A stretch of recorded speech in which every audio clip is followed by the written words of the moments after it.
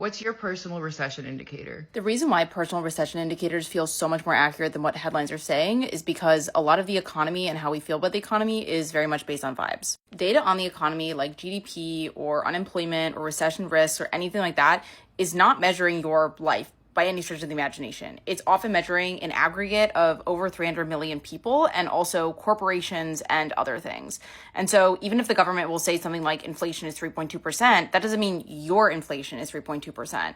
That doesn't mean you're not struggling. And I think we can see this across the app and on social media. A lot of people are struggling financially. I talk about this a lot in my content, and that explains why there's such a discrepancy between what headlines are saying and what the reality feels like for a lot of people. On top of this, a lot of economic indicators are lagging indicators, which means they are backward looking by design. They measure what already happened, often with weeks or months of delay. So what we are currently experiencing right now might not show up in the data for a long time. We also as humans tend to weight what is happening around us, what is tangible, what we can see and experience and touch and feel a lot more than just like arbitrary numbers or headlines. So if everybody around you is struggling to find a job or struggling to afford groceries, or you yourself are experiencing those things, you're going to weight those things a lot more highly in your mind when thinking about the economy.